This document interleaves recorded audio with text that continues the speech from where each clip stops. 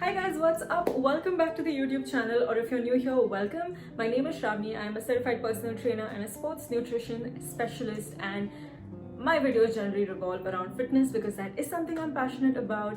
If that is something that you find interesting, then please feel free to stick around, and I would really appreciate it if you would subscribe to the channel and hit the bell button so you get notified each time I upload a video. Alright, so today's topic is going to be PCOS because I know this is something that a lot of women struggle with, and I also know that this is something that is so popular in the fitness industry. So I wanted to create a video in which I'm not just talking about the condition but actually presenting to all of you a systemic review of all the literature that's available on this particular topic so that you have a better idea of what really happens if you are diagnosed with PCOS and how it impacts your weight management interventions. So without further ado, let's get into this video. Alright, so I'm not going to spend too much time here talking about what PCOS is. It basically stands for polycystic ovary syndrome. It's a very common endocrinopathy amongst women of reproductive age.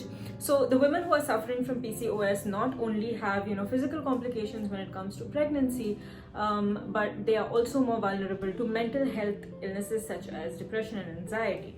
But apart from all of this, women struggling with PCOS also find it a little bit of a struggle to lose weight. And because of the immense amount of confusion there is on the internet, most women who are suffering from the condition feel like they're doomed and they will not be able to lose weight whatsoever. So I feel like this condition creates a mental block in your head, and that is what I'm here to clear. So for anyone who's been diagnosed with PCOS, weight loss is generally the first line of treatment, and obesity only worsens the condition. So yes, for sure, weight loss along with lifestyle changes can really help improve the condition overall. So a lot of people tend to blame hormones when it comes to why women struggling with PCOS really find it difficult to lose weight. But the truth is that these hormonal imbalances just affect the energy output or expenditure side of the energy balance equation, which basically means that it could do things like slow down your BMR, which ultimately leads to a lower expenditure, which makes it harder for you to create that deficit. And altered metabolism within women suffering from PCOS can also happen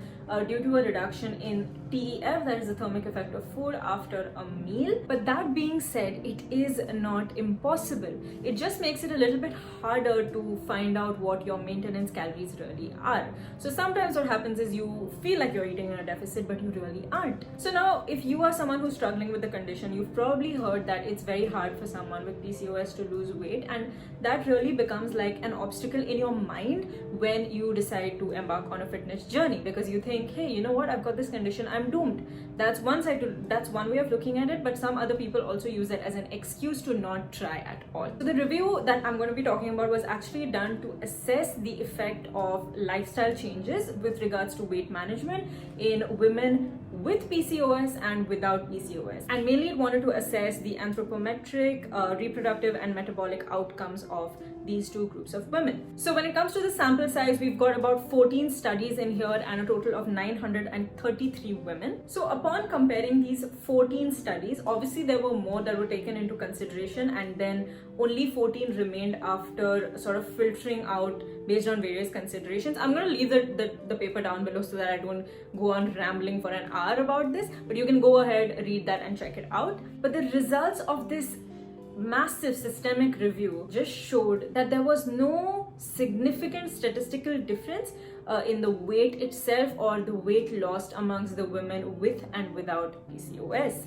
And they did observe that the ones who did suffer from PCOS struggled a bit with appetite and self-regulation of their diet, which means that they actually ended up reporting a higher caloric intake than they were supposed to or was given to them in order to cause those weight loss changes. So this basically means that you could probably have higher cravings than the average woman who doesn't suffer from PCOS. In fact, based on community cohort studies, women suffering from PCOS have shown a higher caloric intake than those who don't suffer from the condition. So this could also be a big reason why the ones who do suffer from the condition find it a little bit harder to lose weight. But overall, the recommendations for somebody who is suffering from PCOS and wants to lose some weight, get some weight management done, should mirror the recommendations given to women who aren't suffering from the condition, which basically comes down to a hypocaloric diet and plenty of exercise.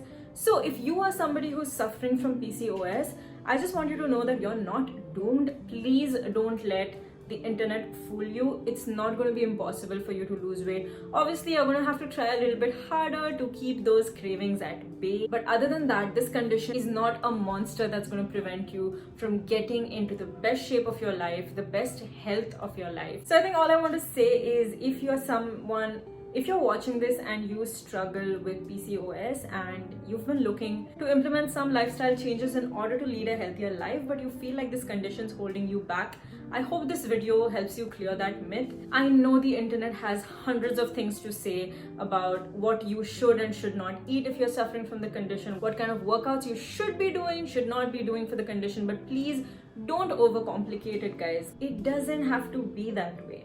I think more than anything at all, if you just trust the process and you keep going, you inculcate that discipline in your life and you do the bare minimum things of, maybe following the 80-20 rule, wherein you're eating clean 80% of the time, 20% of the time you're allowing yourself snacks. You're not mindlessly eating, wherein you're sitting in front of a computer, you're watching, say, Netflix, you're on a movie marathon, and you've got a pack of chips in front of you, which you just can't stop eating because you're not really focusing on the food at all. It's just, it becomes like an involuntary thing you're doing while you're watching the movie. So you really have to talk to yourself and think, do I really need this? Do I really want this food? Or is this just some sort of ritual? By that, what I mean is, when you go for a movie, you generally associate popcorn with movies or nachos with movies. These things do need to be taken into consideration, but overall, as long as you stay consistent, disciplined, and you keep putting in the work, trust me, you will see results.